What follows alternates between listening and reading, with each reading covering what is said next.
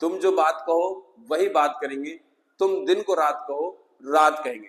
लेकिन यहाँ पे थोड़ा सा शायरी अलग है, तुम रात को दिन कहो, ये देखो 1:15 रात हो रहा है और मैं अपने बारी वाले बच्चों के लिए लेकर के आया हूं समकालीन दक्षिण एशिया, एक और इंपॉर्टेंट वीडियो जो आपको पेपरों में इस चैप्टर में पूरे पूरे मार्क्स लाके देगा। तो लेकर के आया उसके सारे इंपॉर्टेंट टॉपिक या क्वेश्चन कह लो और उसके हिंट पॉइंट्स। तो शुरू करेंगे वीडियो को। सबसे पहले पाकिस्तान में सेना और लोकतंत्र। तो देखिए जनरल अयूब खान सबसे पहले चुनी हुई सरकार को वहां पे अपदस्त करता है और शासक बन बैठता है। जनता पुनः बगावत करती है, विद्रोह करती है और फिर वहां पे लोकतंत्र आता है। उसके बाद पुनः जनरल यहिया खान और उसके बाद फिर आपको जनरल जियाउल हक मिल जाएगा। और 1999 में परवेज जनरल मुशर्रफ, जिसके बारे में बच्चा बच्चा जानता है, जिसने नवाज शरीफ को हटा दिया था। और इस तरीके से आप देखते हो वहां पे बार बार लोकतंत्र का आना और लोकतंत्र का जाना चलता रहता है। उसके बाद हम देखेंगे पाकिस्तान में लोकतंत्र के स्थायी ना रहने के सबसे बड़े कारण क्या है, ये क्वेश्चन पक्का आएगा। तो पाकिस्तान में लोकतंत्र के लिए विचारधारा तो है, जनता लोकतंत्र से मोहब्बत तो करती है, प्यार तो करती है, लेकिन वहां पे सेना का कुछ ज्यादा ही हस्तक्षेप है शासन में। धर्म गुरुओं का बहुत ज्यादा, धर्म गुरु अक्सर भड़काते रहते हैं वहां के लोगों को कि भारत जो है हमला कर देगा पाकिस्तान पे, कब्जा कर लेगा, इसीलिए हमें वहां की सेना का समर्थन देना चाहिए, इस प्रकार के। और वहां के कुछ धनी लोग, भूस्वामी लोग भी सेना के समर्थन में ही रहते हैं।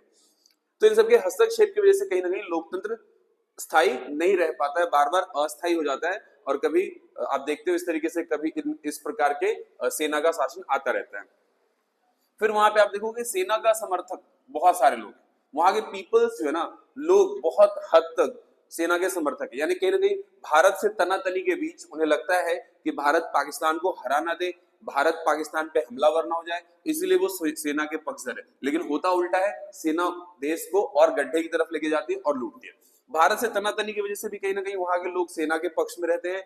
यूएस तथा चीन, पहले तो अमेरिका पाकिस्तान के पक्ष में था शीत युद्ध के समय, लेकिन हाल फिलहाल में जब पाकिस्तान में बहुत सारे टेरर अटैक्स या टेरर एक्टिविटीज हुए हैं, आतंकवादी गतिविधियों में संलग्न रहने का सबूत मिला है, तो यूएस ने अपना हाथ खींच लिया। लेकिन अब चीन द्वारा इसको बहुत ज्यादा समर्थन प्राप्त है, चाहे वो इसका न्यूक्लियर प्रक्षेपण हो, चाहे वो किसी अन्य प्रकार का हथियार हो, तो पूरा का पूरा चीन जो है मुहैया कराता है। तो इस वजह से भी कहीं ना कहीं पाकिस्तान में लोकतंत्र अस्थायी रहता है और चीन चाहता भी है कि पाकिस्तान में लोकतंत्र ना रहे।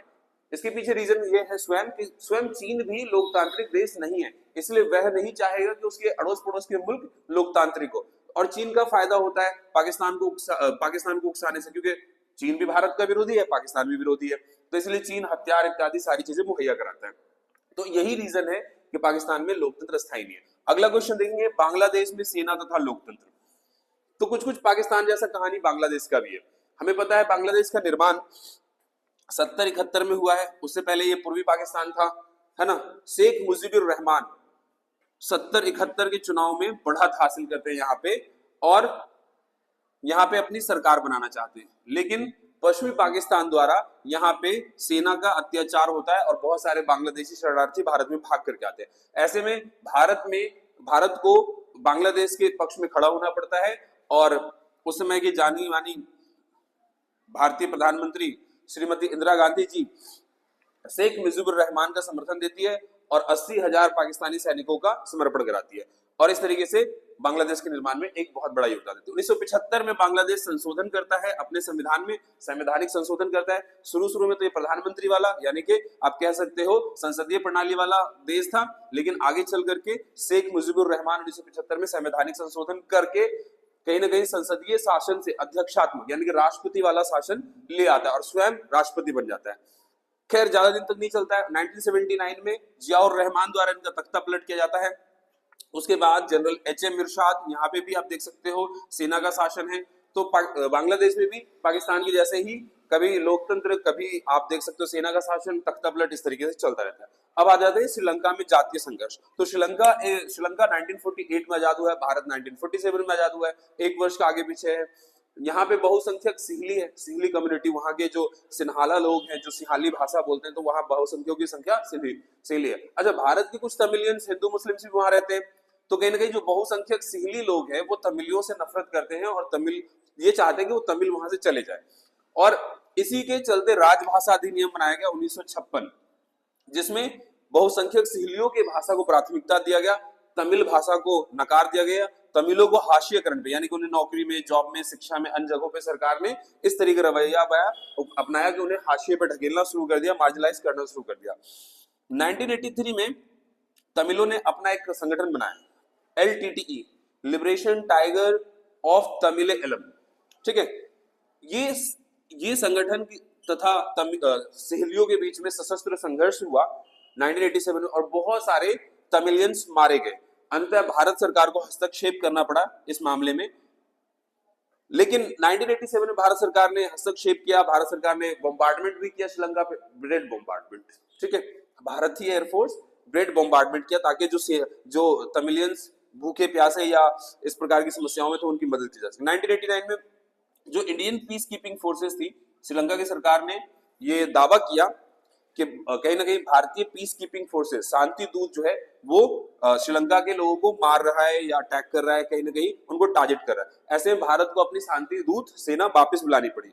फाइनली नॉर्वे और आइसलैंड की मध्यस्थता से ये जो है पूरा का पूरा जातीय संघर्ष समाप्त हुआ। 2009 में LTTE की समाप्ति हो गई। स्थिति अभी थोड़ी बहुत अच्छी है, लेकिन पूरी तरीके से अच्छी नहीं है। अब बात करेंगे भारत पाकिस्तान संबंध, सबसे इंपॉर्टेंट क्वेश्चन पूछे जाने वाला। मैंने यहाँ पे आपको नेपाल छोड़ दिया है, ठीक है, श्रीलंका छोड़ दिया है, मालदीव छोड़ दिया है, ये सारे नहीं पूछते, जो पूछते हैं वही मैंने लिया है। तो भारत पाकिस्तान संबंध देखेंगे तो भारत पाकिस्तान संबंध जो है सर क्रीक रेखा एक बॉर्डर पे है जिससे ये तय होता है, लेकिन कहीं ना कहीं इसको लेकर के बहुत ज्यादा विवाद है दोनों देशों के बीच में, खासकर सियाचिन ग्लेशियर और कश्मीर मुद्दा तो सभी जानते हैं कि भारत और पाकिस्तान के बीच में बहुत बड़ा विवाद का क्षेत्र है। दूसरी बात यह कि पाकिस्तानी सरकार क्या करती है, कश्मीरियों को भड़काती रहती है, उन्हें हथियार ट्रेनिंग, मिलिटेंट ट्रेनिंग देना, इस प्रकार की चीजें करना, इससे भी उनका पेट नहीं भरता है। तो जो वहां के जो खुफिया एजेंसी ISI, वो बांग्लादेश, नेपाल में जाकर के अपने गुप्त अड्डे बनाते हैं और पूर्वोत्तर भारत में कहीं ना कहीं भारत विरोधी गतिविधि करते हैं, भारत को तोड़ने का काम करते हैं। पाकिस्तान द्वारा उल्टा भारत पर इल्जाम लगाया जाता है कि भारत जो है सिंध तथा बलूचिस्तान के क्षेत्र में भड़काने की कोशिश कर रहा है, वहां के लोगों को भड़काने की कोशिश कर रहा है ना, जबकि ऐसा नहीं है। उसके बाद संबंधों में मधुरता देखते हैं तो 1960 में विश्व बैंक द्वारा सिंधु नदी जल समझौता हुआ, ठीक है। कहीं ना कहीं पाकिस्तान ये बार बार इल्जाम लगा रहा था कि भारत सरकार जो है सिंधु नदी पे जो है कि बांध बना करके जितना जल उनके देश में जाना चाहिए वो नहीं जा रहा है। तो इस मसले को लेकर के भारत और पाकिस्तान के बीच में मध्यस्थता हुआ विश्व बैंक द्वारा 1960 में, और ये मामला सोल्व हो गया। एक अच्छा और तरीका, एक अच्छा मधुरता ये दिख रहा है करतारपुर गलियारा। करतारपुर जो है सिखों का गुरुद्वारा है, जहां जाने के लिए गलियारा की मांग की गई है या दूरबीन के द्वारा देखने की बात कही गई, तो उसके लिए दोनों देश सहमति प्रदान कर दिए। तो ये एक अच्छी बात है दोनों के संबंधों के बीच में। अब आएंगे दक्षिण SAARC, south Asian association of regional cooperation, बहुत इंपॉर्टेंट टॉपिक है। स्थापना इसकी होती है 8 दिसंबर को 1985 में। इसका हेडक्वार्टर काठमांडू में है। सदस्य देश कौन कौन से, तो भारत, बांग्लादेश, भूटान, पाकिस्तान, नेपाल, श्रीलंका, मालदीव, अफगानिस्तान अभी अभी हाल में जुड़ा है 2005-6 में। क्षेत्रीय इनका उद्देश्य क्या है, क्षेत्रीय सहयोग को आपस में बढ़ावा देना, ठीक है, आर्थिक सहयोग करना और दक्षिण एशिया का कल्याण करना। लेकिन पाकिस्तान एक ऐसा सदस्य है इसका जो ऐसा करने नहीं देता, बार बार वो कहीं ना कहीं अड़ंगा लगाता है, कहीं ना कहीं अपना जो है कि हरकतें दिखा देता है, जिस वजह से सार्क जितने अच्छे तरीके सफल तरीके से कार्य करना चाहिए वो नहीं कर पाता है। और अगला जो है सांस्कृतिक विकास करना, कल्चरल डेवलपमेंट करना, तो ये एक इंपॉर्टेंट पॉइंट्स है। अब हम बात करेंगे अगले क्वेश्चन के बारे में, साफ्टा, ठीक है, south Asian free trade agreement, दक्षिण एशियाई मुक्त व्यापार क्षेत्र। यहां से क्वेश्चन बनेगा। तो इसकी शुरुआत जनवरी 2004 में हुई। जो भी सार्क के सदस्य देश थे उनके बीच में, और 12वें शिखर सम्मेलन में इस पर हस्ताक्षर हुआ है। लागू कब से हुआ, 1 जनवरी 2006 से ये प्रभावी है ना। इसमें मेन बात ये है, जैसे कि हम नाम से पता चल रहा है, फ्री ट्रेड एग्रीमेंट, मुक्त व्यापार क्षेत्र। तो कहीं ना कहीं जो सीमा शुल्क है दक्षिण एशिया के देशों में, उसको खत्म कर देना, उसकी समाप्ति करना, ताकि ज्यादा से ज्यादा व्यापार बढ़ करके हो। अगला क्वेश्चन है भारत और दक्षिण एशिया, भारत की क्या भूमिका है दक्षिण एशिया में। तो भारत वैसे भी ज्योग्राफिकली बड़ा है, ज्यादा शक्तिशाली है। आसपास के जो मुल्क है भारत के चारों तरफ इर्द गिर्द, वो छोटे छोटे, तो कहीं ना कहीं वो आपस में डरते रहते हैं, ये सोचते रहते हैं कि भारत कहीं उन पे आक्रमण ना कर दे, भारत कहीं उनके बाजारों को कब्जा ना कर ले। भारत जो है कि इस प्रकार से उनके समाज और राजनीति पे एक व्यापक प्रभाव डालता है। तो यही एक भारत के बड़े होने का वजह है कि भारत से ये जो अन्य देश है दक्षिण एशिया के, वो भयभीत है या डरते हैं।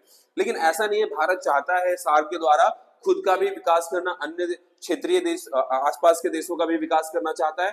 भारत चाहता है कि सभी देशों का सार्क में बराबर जो है कि भूमिका हो और सार्क को सफल बनाए, है ना। तो इस तरीके से भारत बड़ा देश है ज्योग्राफिकली, और भारत को इसलिए भी हम दक्षिण एशिया में सबसे शक्तिशाली और पावरफुल देश मानते हैं कि ज्योग्राफिकली, पॉपुलेशन से, इकोनॉमी से, सारी चीजों से भारत अपने आप में बड़ा है। भारत हिंदू राष्ट्र है, भारत में हिंदुओं की संख्या ज्यादा है, तो कहीं ना कहीं अन्य दक्षिण एशिया के देश इसको लेकर के एक संशय में रहते हैं, एक तरीके से डरे या दबे हुए रहते हैं। तो ये तो था सारे इंपॉर्टेंट की points. Hope you like this chapter. और हाँ, एमसीक्यू दे रहा हूं ना डिस्क्रिप्शन में, जाओ जाकर के देखो, और जल्दी एक और ऐसे अच्छे से वीडियो लेकर के आऊंगा। Love you all.